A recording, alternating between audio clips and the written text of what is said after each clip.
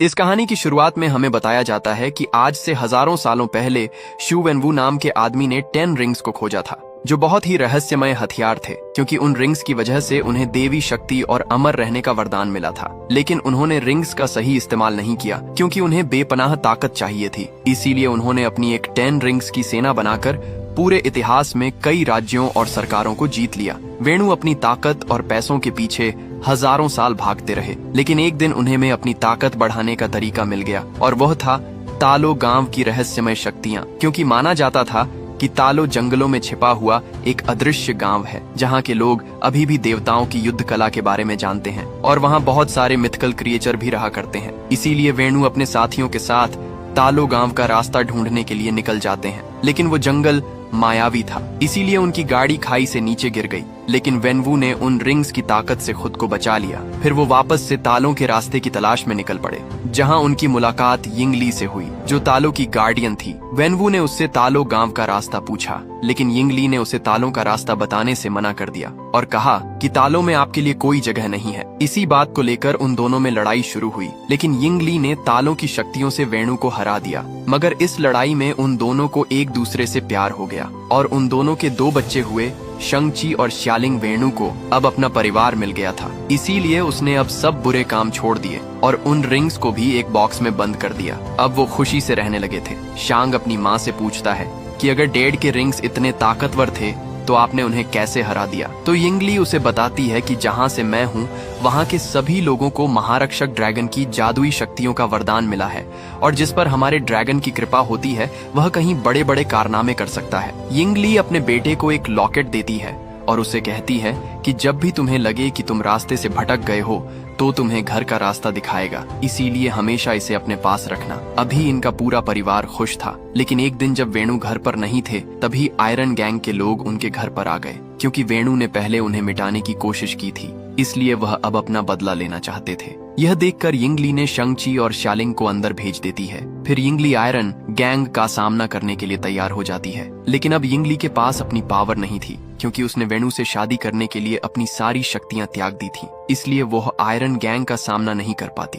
वेणु जब घर आकर यिंगली की लाश देखता है तो अंदर से पूरी तरीके से टूट जाता है, और अब वो वापस उन रिंग्स को पहनकर नरसंहार करना शुरू कर देता है। अब वो शंग-ची को भी मार्शल आर्ट की ट्रेनिंग देना स्टार्ट कर देता है, और कुछ ही सालों में शंग-ची मार्शल आर्ट में माहिर हो जाता है। तो वेणु ने 14 साल की उम्र में आयरन गैंग के लीडर का मर्डर करने के लिए भेजते हैं। वो शंग-ची को कहते हैं कि हमने तुम्हारी माँ के कातिल को ढूंढ लिया है, इसलिए उसे खत्म करना तुम्हारा फर्ज भी है और हक भी। इसीलिए जब तुम वापस लौटोगे तो फिर से 10 रिंग्स के सामने दुनिया झुक जाएगी। फिर शंग-ची अपने मिशन पर निकल जाता है, लेकिन वो अपने मिशन को पूरा करने के बाद सेंट फ्रांसिस को भाग जाता है, क्योंकि उसे लगता था कि वो ये सब गलत कर रहा है, और अपना नाम बदलकर शोन रख लेता है। फिर हमें प्रेजेंट का सीन दिखाया जाता है, जहां शंग सुबह जल्दी उठकर केटी के घर की तरफ निकल जाता है, क्योंकि वो और केटी पिछले 10 सालों से काफी अच्छे दोस्त हैं, और अब वो साथ में कार पार्क करने का काम किया करते थे। एक दिन जब वो बस से अपने काम पर जा रहे होते हैं तो कुछ 10 रिंग्स आदमी के लोग उन पर हमला कर देते हैं, जिन्हें ने शंग-ची के गले में लगे लॉकेट को लेने के लिए भेजा था। शांग उन्हें वो लॉकेट नहीं देना चाहता था, क्योंकि उसकी माँ की आखिरी निशानी थी, इसीलिए उस पर हमला कर देता है और उन सभी आदमियों को मार देता है। लेकिन तभी रेजर फिस्ट उस पर हमला कर देता है, क्योंकि रेजर फिस्ट 10 रिंग्स का सबसे खतरनाक योद्धा था, और उसकी तलवार किसी भी चीज को काट सकती थी। शंग उसके वार से बचता जाता है, लेकिन रेजर फिश की तलवार की वजह से उस बस के ब्रेक फेल हो जाते हैं, जिससे वो बस आउट ऑफ कंट्रोल हो जाती है, और बस ड्राइवर भी बेहोश हो जाता है। तो केटी बस को चलाने लगती है और शांग रेजर फिस्ट से लड़ने लगता है, लेकिन रेजर फिस्ट की तलवार की वजह से बस के 2 हिस्से हो जाते हैं। यह देखकर शांग सभी लोगों को दूसरी साइड पर ले जाता है, और वो रेजर फिस्ट को धक्का देकर बस के बैक साइड में पटक देता है, जिससे वो डिब्बा अलग होकर क्रैश हो जाता है। लेकिन रेजर फिस्ट शंग-ची से रॉकेट लेने में कामयाब हो गया था। फिर दिखाया जाता है कि जब शंग घर वापस आता है तो मकाओ जाने की तैयारी करने लगता है, क्योंकि उसे पता था कि उसकी माँ ने उसकी बहन को भी सेम लॉकेट दिया था, इसीलिए उसे हासिल करने के लिए उसके पीछे जरूर जाएंगे। केटी शांग से पूछती है कि ये सब क्या चल रहा है और तुम कौन हो। तो शांग उसे बताता है कि जिन गुंडों ने हम पर हमला किया था वो गुंडे मेरे डैड ने भेजे थे, और अब वो मेरी बहन पर अटैक करेंगे, इसीलिए अब मुझे जाना ही होगा, क्योंकि ये मेरी बहन का सवाल है। केटी से कहती है कि मैं भी तुम्हारे साथ चल रही हूँ। फिर वो दोनों प्लेन से मकाऊ जाने के लिए निकल जाते हैं, जहाँ रास्ते में शांग केटी को अपनी सारी स्टोरी बताता है, लेकिन उसे झूठ कहता है कि मैंने वो मिशन पूरा नहीं किया। वो दोनों मकाऊ पहुंचते हैं, जहां वो इलीगल फाइट क्लब में जाते हैं, क्योंकि शालिंग ने उसे जो पोस्ट कार्ड भेजा था उस पर यही का एड्रेस था। शांग केटी के साथ लिफ्ट से ऊपर जाता है, लेकिन धोखे से शांग से कॉन्ट्रैक्ट शांगो 9 करवा लिया जाता है, क्योंकि शांग ने बस में जो फाइट की थी उसका वीडियो वायरल हो गया था। इसलिए उसे फाइट के लिए तैयार करते हैं, क्योंकि उनकी एक कंपनी डार्क वेब पर लाइव स्ट्रीम करती थी, जिस पर बहुत से लोग बेटिंग लगाते हैं। शांग जी जब फाइट के लिए ग्राउंड में जाता है तो उसका कंपीटिटर और कोई नहीं बल्कि उसकी बहन शालिंग ही होती है, जो शांग से बहुत गुस्सा थी, क्योंकि वो मिशन पर जाने से पहले उसे यह कहकर गया था कि वह 3 दिन में वापस आ जाएगा, लेकिन वह वापस नहीं लौटा। इस बात से गुस्सा होकर शालिंग उसे बहुत मारती है, जिससे शांग उस लड़ाई में हार जाता है। फिर मैच खत्म होने के बाद शालिंग जब शांग से मिलती है तो उसे पूछती है कि तुम मुझसे क्या चाहते हो। तो शांग उसे कहता है कि 10 रिंग्स आर्मी ने सैन फ्रांसिस्को में मुझ पर हमला किया था और वो मेरा लॉकेट ले गए, और अब वो तुम्हारे पीछे आएंगे, क्योंकि तुम्हारे पास भी मॉम का सेम लॉकेट है और जरूर डैड हमारे लॉकेट से कुछ बुरा करना चाहते हैं। तो शालिंग उसे कहती है कि जब तुम मुझे अकेला छोड़कर गए थे तब मुझे तुम्हारी जरूरत थी, लेकिन तुम नहीं लौटे तो मैं समझ गई कि मुझे तुम्हारी कोई जरूरत नहीं है और मैंने जगह अपने दम पर बनाना ही है, इसीलिए ना तो मुझे पहले तुम्हारी जरूरत थी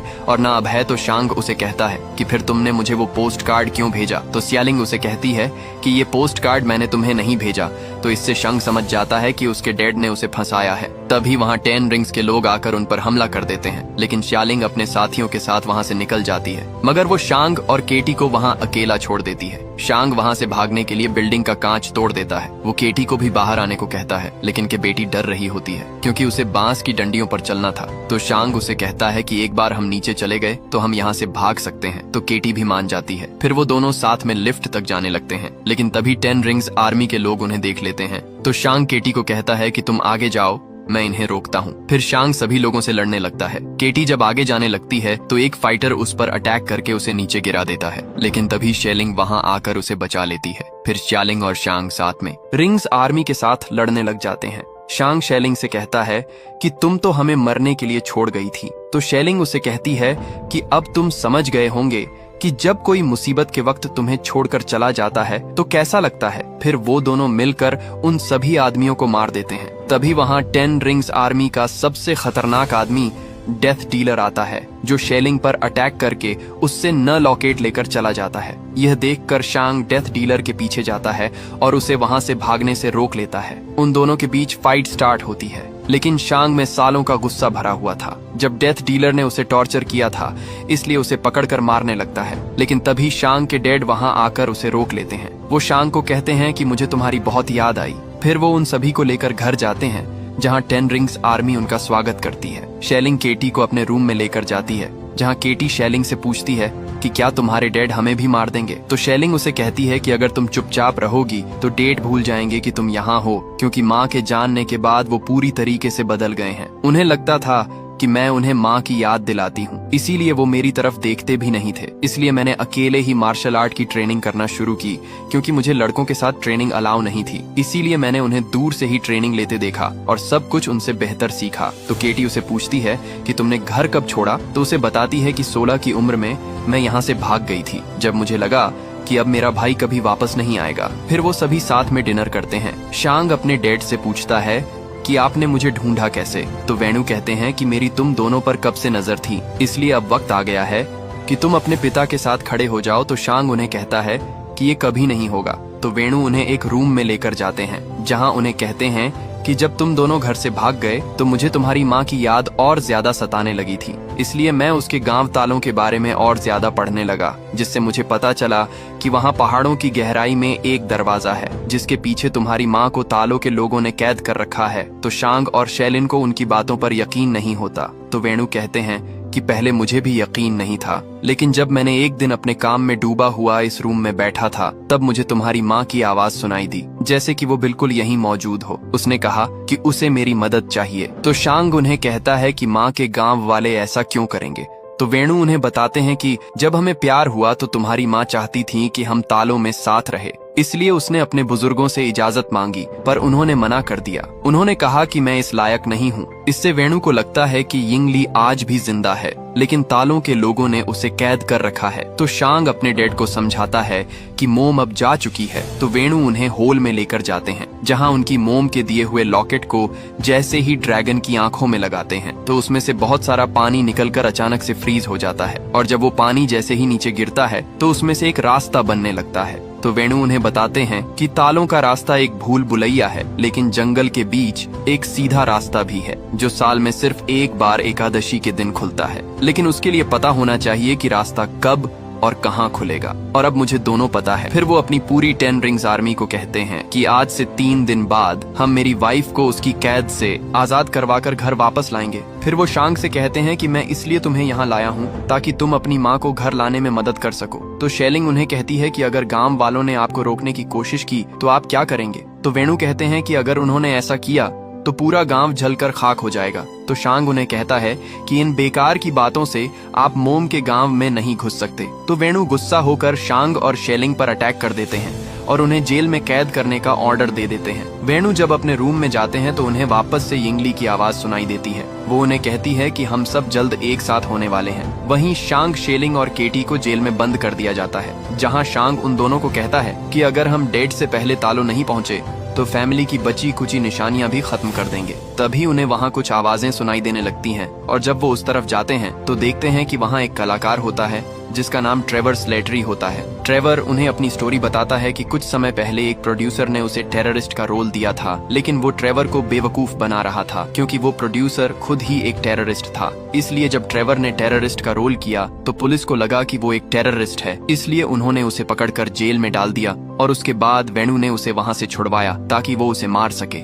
लेकिन जब ट्रेवर ने उनके सामने परफॉर्म किया तो उनका दिल पिघल गया और तब से ही ट्रेवर उनके लिए हर हफ्ते शो करता है। तभी वहाँ एक मिथिकल क्रिएचर आ जाता है जिसे देखकर केटी और शांग काफी डर जाते हैं क्योंकि उसका सिर नहीं होता। तो ट्रेवर उन्हें बताता है कि ये मोरिस है और ये मुझसे बातें कर सकता है। फिर ट्रेवर उन्हें कहता है कि मोरिस कह रहा है कि ये तुम्हें जानता है क्योंकि ये तुम्हारी मोम के साथ तालों में बड़ा हुआ था, लेकिन तुम्हारे पिता ने मायावी जंगल में रास्ता ढूंढते वक्त इसे वहाँ से चुरा लिया था और अब ये चाहता है कि तुम इसे घर ले जाओ। तो शांग उन्हें कहता है कि अगर मेरे बस में होता तो मैं इसे वापस जरूर लेकर जाता, लेकिन मेरे डैड के हिसाब से वो रास्ता सिर्फ साल में एक ही बार खुलता है। तो ट्रेवर कहता है कि मोरिस कह रहा है कि यह तुम्हें अभी भी वहां लेकर जा सकता है और तुम उस भूल भुलिया को पार कर सकते हो, लेकिन यह बहुत खतरनाक है क्योंकि आज तक इसे कोई जीते जी पार नहीं कर पाया। तो केटी उसे कहती है कि हम यहाँ से कैसे निकलेंगे। तभी शेलिंग वहाँ सुरंग का रास्ता ढूंढ लेती है और वो शांग को बताती है कि डैड ने पूरे कॉम्प्लेक्शन की गाड़ी लेकर निकल जाते हैं, लेकिन गार्ड को इस बारे में पता चल जाता है, इसलिए वह वहाँ उन्हें रोकने के लिए आ जाते हैं। तो वो दूसरे रास्ते से वहाँ से भागने लगते हैं, लेकिन वो रास्ता सिर्फ फिंगरप्रिंट से ही खुलता था। इसलिए जब 10 रिंग्स आर्मी के लोग उन्हें रोकने की कोशिश करते हैं तो वो एक एक करके सबको मारने लगते हैं और एक आदमी की मदद से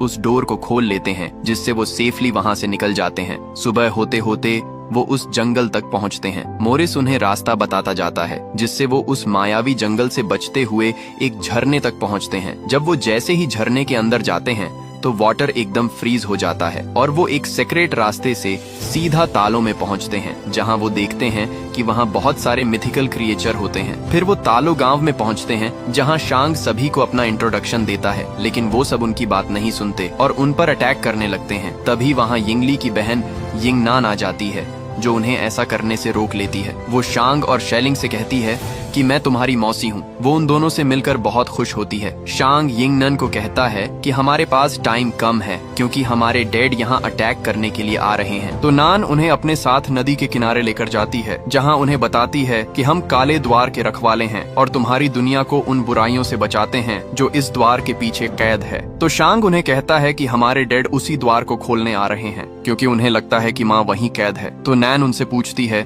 कि उन्हें ऐसा क्यों लगता है। तो शेलिंग उन्हें बताती है कि उन्हें मदद मांगते हुए माँ की आवाज सुनाई देती है। तो फिर वो उन्हें तालों के इतिहास के बारे में बताती है कि हमारा गांव तालों की सृष्टि का एक छोटा सा हिस्सा है, लेकिन यह सृष्टि बहुत विशाल है क्योंकि यहाँ ऐसे शहर हैं जो पूरे ब्रह्मांड से बेहतर हैं। फिर वो उन्हें बताती है कि हजारों सालों पहले तक हमारे लोगों के बीच शांति और समृद्धि थी, लेकिन उस शांति को अंधेरे के हैवान ने भंग कर दिया, क्योंकि वो अपने साथ पूरी आत्मा भक्षक की फौज लाया था। उसके रास्ते में जो भी इंसान आता, उसकी फौज उसे निकल जाती और हर आत्मा के साथ उसकी शक्ति बढ़ती जाती, जिससे उसने हमारी दुनिया को खत्म कर दिया। फिर वो तुम्हारी दुनिया का विनाश करने के लिए आगे बढ़ा। तब तुम्हारी दुनिया को नष्ट होने से बचाने के लिए हमारे तालों के नेताओं ने अपने सबसे शूरवीर को भेजा, लेकिन हमारे पूर्वज उन काली शक्तियों के सामने नहीं टिक पाए। फिर एक दिन महारक्षक ड्रैगन ने हमारी मदद की और हमारी हार को जीत में बदल दिया। उन्होंने हमारे साथ मिलकर उस अंधेरे के हैवान और आत्मा भक्षकों की फौज को इस काले द्वार के पीछे बंद कर दिया, और हमारे महारक्षक की जादुई शक्तियों के वरदान से हम तालों के लोगों ने आज तक इस काले द्वार की रक्षा की है और करते रहेंगे। फिर वह उन्हें यह भी बताती है कि तुम्हारे पिता अकेले नहीं हैं जो इस द्वार को खोलना चाहते हैं, क्योंकि सदियों से काफी लोगों ने इस द्वार को खोलने की कोशिश की, मगर वो नाकामयाब रहे। लेकिन उन सब में एक बात कॉमन थी कि उन सभी को ऐसी आवाज सुनाई देती थी जो उन्हें हर ख्वाहिश को पूरा करने का ख्वाब दिखाती थी। फिर वो उन्हें यह भी बताती है कि आत्मा भक्षक जानते हैं कि वो 10 रिंग्स की ताकत से आजाद हो सकते हैं, इसलिए वो तुम्हारे पिता को तुम्हारी माँ की आवाज में पुकार रहे हैं। फिर नैन शांग और शेलिंग को अपने पूर्वजों के रूम में लेकर जाती है, जहाँ उन्हें बताती है कि तुम्हारी माँ जानती थी कि तुम यहाँ जरूर आओगे, इसीलिए उसने मुझे पहले ही बता दिया था कि मुझे क्या तैयारी करनी है। फिर वो उन दोनों को उनके सूट देती है और उन्हें कहती है कि अपनी माँ को खोने के बाद हर बच्चा दुनिया में खुद को अकेला पाता है, लेकिन तुम अकेले नहीं हो, तुम हमारे इस परिवार की संतान हो और यहाँ तुम्हारा स्वागत है। फिर वो सब प्रैक्टिस करने लगते हैं। केटी भी तीर चलाना सीखने लगती है। वहीं शांग अपनी मौसी के पास जाता है और उनसे पूछता है कि मेरी माँ ने डेड को कैसे हराया था, तो फिर उसे वो तरीका सिखाने लगती है। वहीं वेणु अपने आदमियों से कहता है कि सुबह होते ही हम तालों के लिए रवाना होंगे, क्योंकि सुबह होते ही तालों का रास्ता खुलेगा। वहीं शांग काफी परेशान होता है, उसे पुरानी बातें याद आ रही होती हैं। जब आयरन गैंग के लोगों ने उसकी माँ को मार दिया था, इन सब से शांग काफी उदास हो जाता है। तभी केटी वहाँ आ जाती है तो शांग उसे कहता है कि मैंने तुमसे झूठ कहा था कि मैं अपनी माँ के कातिलों को नहीं मार पाया, क्योंकि मैंने सोचा था कि अगर मैं अपना नाम और पहचान बदल लूंगा तो शायद मैं वो भूल जाऊंगा जो हुआ था, लेकिन अगर आज मोम जिंदा होती तो वो मुझसे नफरत करती। तो केटी उसे कहती है कि इसमें तुम्हारी कोई गलती नहीं है, तुम्हारे डैड ने तुम्हें 7 साल की उम्र में किलर बनाना शुरू कर दिया था। तो शांग उसे कहता है कि मॉम की मौत के जिम्मेदार डैड है और अब वो उनका घर बर्बाद करने आ रहे हैं, इसलिए अब मैं उन्हें खत्म कर दूंगा, क्योंकि यही उन्होंने मुझे सिखाया है। इसीलिए शांग काफी सैड हुआ वहाँ से चला जाता है। फिर अगली सुबह सभी युद्ध के लिए तैयार हो जाते हैं और वेणु भी अपनी पूरी आर्मी के साथ वहाँ आ जाता है। वेणु शांग को कहते हैं कि तुम उन्हीं की मदद करने आ गए जिन्होंने तुम्हारी माँ को कैद किया है। तो नैन कहती है कि वो वहाँ नहीं है, वो एक हैवान है जो तुम्हें गुमराह करके सबका सर्वनाश करना चाहता है। तो वेणु उनकी बात नहीं सुनता और उन पर अटैक करने लगता है और उन सभी के बीच फाइट स्टार्ट होती है। वेणु उस द्वार को खोलने के लिए आगे बढ़ता है तो शांग उन्हें रोकने जाता है। तो वेणु से कहते हैं कि तुम मुझसे अकेले लड़ने की बेवकूफी करोगे। तो शांग उन्हें कहता है कि मैं आपसे नहीं डरता। फिर उस पर अटैक कर देते हैं और उसे कहते हैं कि तुम तो पूरी जिंदगी मुझसे डर कर भागते रहे, तुम वहीं थे जब वो तुम्हारी माँ को मारने आए, लेकिन तुमने कुछ नहीं किया। तो शांग उन्हें कहता है कि माँ के बाद हमें आपकी जरूरत थी, लेकिन आपने हमें छोड़कर उन रिंग्स को चुना। यह कहकर उन्हें मारने लगता है। फिर शांग उन्हें कहता है, क्या आपको लगता कि माँ आपके पास वापस आ जाए, लेकिन क्या वो आप जैसे इंसान के पास वापस आना चाहेगी? तो इससे गुस्सा होकर शांग पर सारी रिंग से अटैक कर देते हैं, जिससे शांग दूर पानी के अंदर चला जाता है। फिर वेणु उस द्वार की तरफ बढ़ते हैं, क्योंकि अभी भी उन्हें यिंग ली की मदद मांगती हुई आवाजें सुनाई दे रही थीं। वो उस द्वार को तोड़ने के लिए रिंग से अटैक करने लगते हैं, जिससे उस द्वार में से आत्मा भक्षक भान निकलने लगते हैं। शेलिंग सभी को कहती है कि अगर हम साथ मिलकर नहीं लड़े तो सब के सब मारे जाएंगे, क्योंकि तुम्हारे हथियार उनके सामने बेकार हैं। तो रेजर फिस्ट उन्हें कहता है कि हमें तुम्हारी मदद नहीं चाहिए, हम 10 रिंग्स हैं। तभी आत्मा भक्षक डेड डीलर की आत्मा को निकालकर उसे मार देता है। 10 रिंग के लोग उसे बचाने की बहुत कोशिश करते हैं, लेकिन उनके हथियारों का उस पर कुछ असर नहीं होता। आत्मा भक्षक रेजर फिस्ट पर भी हमला कर देते हैं, लेकिन नैन उसे अपने हथियार की मदद से बचा लेती है, क्योंकि सिर्फ तालों के हथियारों से ही उन्हें मारा जा सकता था, क्योंकि उनके हथियारों पर ड्रैगन की खाल लगी हुई थी। इससे अब रेजर फिस्ट भी समझ जाता है कि वो अकेले उनका सामना नहीं कर सकते, इसीलिए उनका साथ देने के लिए तैयार हो जाते हैं। वहीं वह आत्मा भक्षक आत्माओं को लेकर काले द्वार के पीछे जा रहे होते हैं, ताकि वह अंधेरे के हैवान की ताकत बढ़ा सके। नैन शेलिंग को बताती है कि अगर अंधेरे के हैवान की ताकत और ज्यादा बढ़ गई तो उसे कोई रोक नहीं पाएगा। फिर वो सभी हथियार लेकर उन आत्मा पक्षकों का सामना करने के लिए पानी की तरफ जाने लगते हैं। वहीं शांग उस पानी में डूब रहा होता है। तभी उसे अपने बचपन की बातें याद आने लगती हैं, जब उसकी मोम ने उसे कहा था कि डरो मत, ड्रैगन का आशीर्वाद हमेशा तुम्हारे साथ है और तुम मेरे और तुम्हारे डेड के अच्छाई का हिस्सा हो, इसीलिए जो भी हमने तुम्हें दिया है उसे दिल से अपना लो। तभी शांग की आंख खुल जाती है और महारक्षक ड्रैगन भी गहराई से निकलकर उसके सामने आ जाता है। वहीं वेणु अभी भी उस गेट को तोड़ने की कोशिश कर रहे थे, क्योंकि उन्हें अभी भी यिंगली की आवाजें सुनाई दे रही थीं। वहीं अब सभी मिलकर उन आत्मा भक्षकों पर हमला कर रहे होते हैं और तभी शांग भी ड्रैगन पर बैठकर बाहर आ जाता है और वो ड्रैगन भी उनकी मदद करने लगता है। तभी नान शांग से कहती है कि तुम्हें अपने पिता को रोकना होगा, तो शांग अपने डेड के पास जाकर उन पर अटैक कर देता है। वो उन्हें समझाता है कि माँ वहाँ नहीं है, लेकिन वेणु उसकी बात नहीं सुनते और उन दोनों में फाइट होने लगती है। शांग अपनी माँ की बचपन में सिखाई हुई स्किल का यूज करता है, जिससे वो 5 रिंग्स को अपनी तरफ कर लेता है और वो वापस फाइट करने लगते हैं। वेणु वो अपनी 5 रिंग से शांग पर अटैक कर देते हैं, लेकिन शांग ची भी खुद को रिंग की मदद से बचा लेता है और अब वो सारी रिंग्स को अपने वश में कर लेता है। लेकिन वो अपने डेड पर उन रिंग से अटैक नहीं करता और उन्हें नीचे फेंक देता है। वेणु शांग से कहते हैं कि मुझे उसे बचाना ही होगा क्योंकि वो मुझे पुकार रही है। तो शांग उन्हें कहता है कि काश ये सच होता। तभी अंधेरे का हैवान बाहर आ जाता है और वो वेणु और शांग के ऊपर अटैक करने लगता है, लेकिन वेणु उन रिंग्स की मदद से शांग को बचा लेते हैं। लेकिन वो ड्रैगन वेणु को पकड़ लेता है और वो उनकी सोल को खींचने लगता है। अब वेणु भी समझ गए थे कि वो गलत था, इसीलिए अपनी रिंग्स को शांग को दे देता है और उस ड्रैगन के हाथों मारे जाते हैं। तभी वो हैवान शांग पर अटैक करने लगता है, लेकिन तभी शेलिंग ड्रैगन पर बैठकर अंधेरे के हैवान पर अटैक कर देती है, जिससे वो हैवान इंसर्ट हो जाता है। क्योंकि अभी उसकी शक्तियां कम थीं, इसीलिए वो और लोगों की सोल खींचने के लिए गांव की तरफ बढ़ने लगता है। यह देखकर शांग उस काले द्वार को पत्थरों की मदद से बंद कर देता है और ड्रैगन पर बैठकर गांव की तरफ बढ़ने लगता है ताकि वो उसको रोक सके। ड्रैगन अपने अपनी पावर से हैवान पर अटैक कर देता है और उसे अपनी पानी की शक्तियों से पकड़ लेता है। लेकिन तभी आत्मा भक्षक बहुत सारी आत्माओं को पकड़कर हैवान के मुंह में डाल देते हैं, जिससे उसकी शक्तियां और ज्यादा बढ़ जाती हैं और वो ड्रैगन की पकड़ से आजाद हो जाता है। फिर वो हैवान ड्रैगन को पकड़कर उसकी सोल को निकालने लगता है। वहीं ग्वांगबो केटी से कहते हैं कि अगर हैवान को हमारे ड्रैगन की आत्मा मिल गई तो उसे कोई नहीं रोक पाएगा, इसीलिए हमें उसके गले पर निशाना लगाना होगा। वो साथ में उस पर निशाना लगाने लगते हैं, लेकिन तभी एक आत्मा भक्षक ग्वांगबो को पकड़कर उसकी आत्मा निकाल लेता है। यह देखकर केटी काफी डर जाती है, क्योंकि उसके पास एक ही तीर बचा हुआ था और उसने अभी एक दिन पहले ही तीर चलाना सीखी थी। वहीं वो हैवान शेलिंग को भी पकड़कर उसे मारने लगता है, लेकिन शांग अपनी बहन का हाथ पकड़ लेता है। शेलिंग उसे कहती है कि तुम्हें मेरा हाथ छोड़ना होगा, वरना वो हैवान ड्रैगन की आत्मा निकाल लेगा। तो शांग उसे कहता है कि मैं तुम्हें दोबारा नहीं छोड़ सकता। वो हैवान ड्रैगन की आत्मा निगलने लगता है, लेकिन तभी केटी उस हैवान के गले पर निशाना लगा देती है और उसका निशाना एकदम सही लगता है। ड्रैगन की सोल निकलने से बच जाती है। ड्रैगन हैवान को नीचे पानी के पास लेकर जाता है और उसे अपनी पावर की मदद से पकड़ लेता है। शांग अपनी रिंग्स की मदद से उस हैवान पर जाकर उन रिंग्स को हैवान के सीने में भर देता है और उन रिंग्स को कामयाब स्टाइल में मूव करके उस ड्रैगन को मार देता है,